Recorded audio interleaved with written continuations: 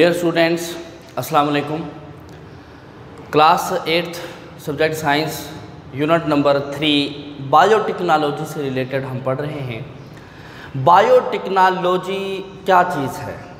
Biotechnology ये दो लफ्ज़ों का एक कंपाउंड है, एक मुरक्कब है, जिसमें बायो और टेक्नोलॉजी दो चीज़ें आपस के अंदर मिली हैं।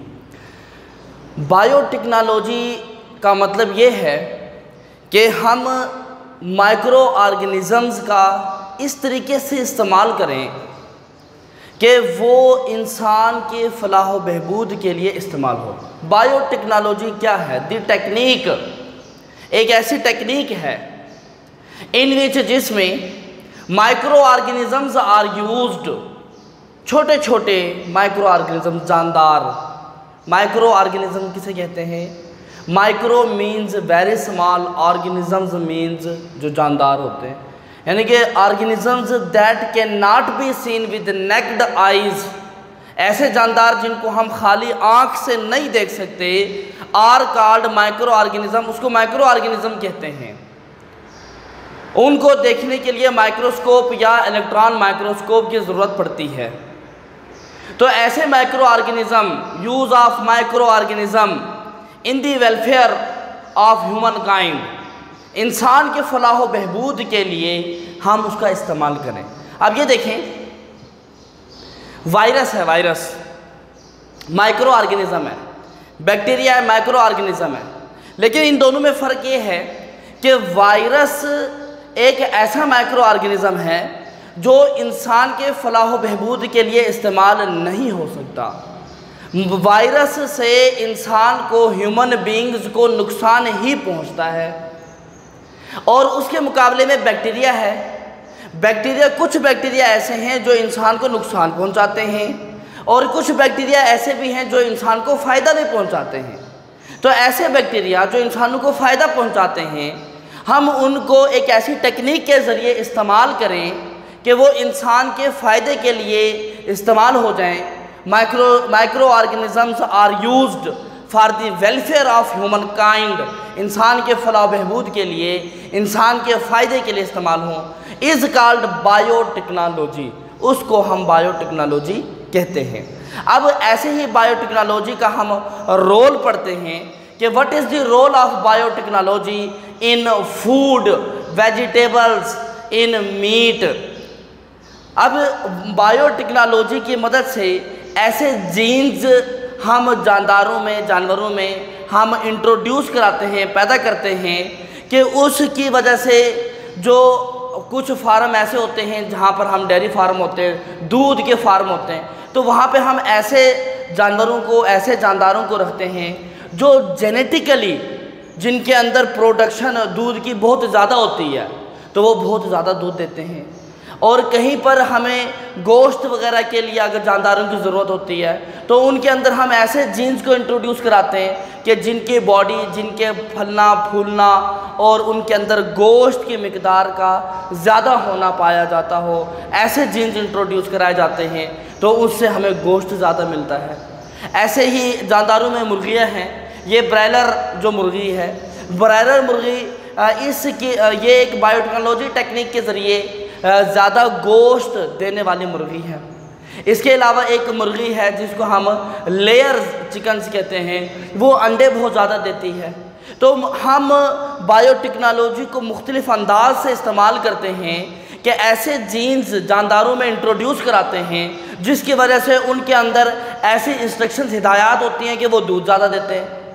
किसी में होती है कि उनको गोश्त ही बहुत ज़्यादा फलता फूलता है, किसी में होती है कि वो अंडे देती हैं।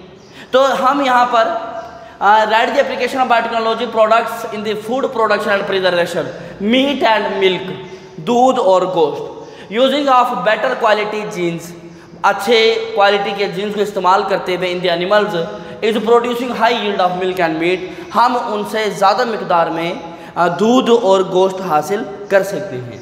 फूड एंड वेजिटेबल, खुराक या हम सब्जी से कहते हैं, production of better quality of fruit and vegetable and increasing in their shelf lives are due to biotechnology techniques। Biotechnology technique की ही मदद से ऐसी सब्जियां पैदा की जाती हैं कि उनके अंदर ऐसी हिदायत, ऐसी इंस्ट्रक्शंस, ऐसे जीन्स इंट्रोड्यूस कराए जाते हैं कि वो मौसम की कंडीशन को बर्दाश्त करते हैं, कि बाज़ औक़ात जो ज़्यादा गर्मी बर्दाश्त नहीं कर सकते उनमें ऐसे जीन्स इंट्रोड्यूस करा देते हैं कि वो मौसम की थोड़ी सख्ती को बर्दाश्त करते हैं, और हम ऐसी सब्ज़ियों को गर्मियों के अंदर जो सर्दियों की सब्ज़ियां हैं उनको हम कुछ हद तक गर्म मौसम के होने के बावजूद भी कल्टीवेट कर सकते हैं। ऐसे अगला हमारे पास है role of biotechnology in the field of health. सेहत के मैदान में बायोटेक्नोलॉजी का क्या किरदार है? सेहत के मैदान के अंदर बायोटेक्नोलॉजी का बहुत बड़ा किरदार है कि हम आम तौर पर जो हमारे घरों के अंदर इस्तेमाल होने वाली हैं, हमारे घरों के अंदर फॉर एग्जांपल जैसे वैक्सीन्स होती हैं, ये बच्चों को जो टीके वगैरह इंजेक्शन वगैरह लगाए जाते हैं, वो जो वैक्सीनेशन है फाइट अगेंस्ट द जर्म्स, यानी कि अगर हमारी बॉडी के अंदर कोई इन्फेक्ट हो चुका है, इन्फेक्टियस डिजीज़ है, उसके ख़िलाफ़ बचाव के लिए बायोटेक्नोलॉजी प्रोडक्ट वैक्सीन को इंट्रोड्यूस कराया जाता है। ऐसे ही पेन किलर के तौर पर हमारे बॉडी के अंदर हम बीटा इंडोर्फिन को यूज़ करते हैं। जितने भी हमारे पास ये वो हैं, एस्प्रिन है, पैरास्टामोल है, ये डिक्लोरान है, पोस्टान है, जितनी भी ये हमारी मेडिसिन गोलियां हैं, ये हम सब के सब बीटा इंडोर्फिन हैं जो हम घरों में इस्तेमाल करते हैं। वो सब के सब क्या हैं? वो सब के सब बायोटेक्नोलॉजी प्रोडक्ट हैं। ऐसे इंटरफेरॉन है, एंटीवायरल प्रोटीन्स हैं, वायरस से जो बीमारियां पैदा होती हैं उनको ख़त्म करने के लिए हम एंटीफेरॉन यूज़ करते हैं।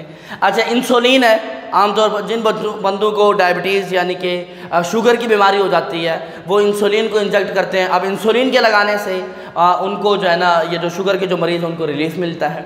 ऐसे वैक्सीन हो गए, growth hormone use fast limiting growth को बढ़ाने के लिए हम बायोटेक्नोलॉजी का सहारा लेते हैं। तो इसमें role of biotechnology technique in the field of health, the disease, ऐसी बीमारियां for which there was no adequate treatment, कि ऐसी बीमारियां जिनके पहले ज़माने में कोई तशख़ीस ही नहीं थी, पता ही नहीं चलता था कि बीमारियां कौन सी हैं। अगर पता चल भी जाता था कि इस बंदे को फ़िलाँ बीमारी है तो they have no adequate treatment, तो उनका कोई इलाज नहीं था। But now can be treated. अब बायोटेक्नोलॉजी की मदद से हम बहुत आसानी से और सस्ते अंदाज में हम उसको ट्रीट कर सकते हैं। Identification of root cause disease, पहले ज़माने के अंदर हम बीमारियों का पता ही ना चलता था, डायग्नोज ही नहीं होती थी। उसकी अगर पता भी चल जाता था तो हमें उसकी रूट काजेज़ की, उसकी वजूहात क्या हैं, नहीं पता चलती थी। तो identification of root causes disease यानी कि बीमारियों की जड़ कहाँ से शुरू होती है, हम उसको आइडेंटिफाई कर सकते हैं by biotechnology technique. Production of medicine for fighting against disease and curing, हम ऐसी अद्वियात पैदा करते हैं बायोटेक्नोलॉजी प्रोडक्ट्स की मदद से, टेक्निक की मदद से, जो बीमारियों के ख़िलाफ़ लड़ती भी हैं और आगे उनको क्योर भी करती हैं, उनकी जो है ना वो हिफाजत भी करती हैं।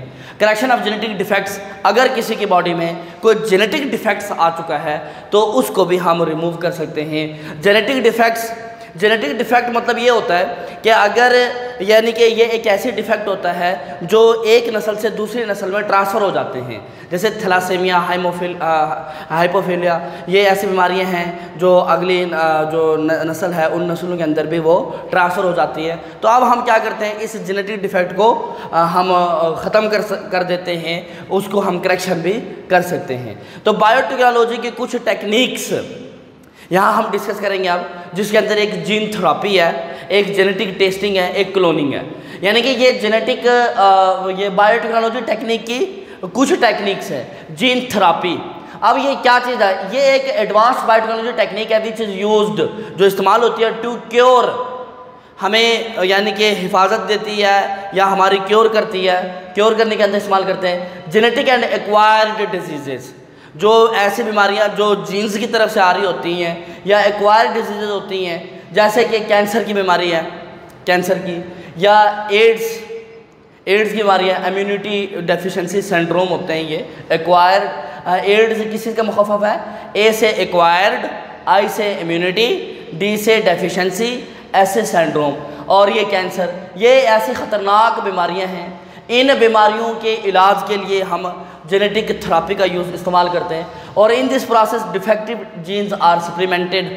जो किसी बॉडी के अंदर अगर कोई जीन्स ऐसे हैं जो डिफेक्टेड हो चुके हैं तो उनको सप्लीमेंट किया जाता है या रिप्लेस्ड बाय नॉर्मल जीन्स।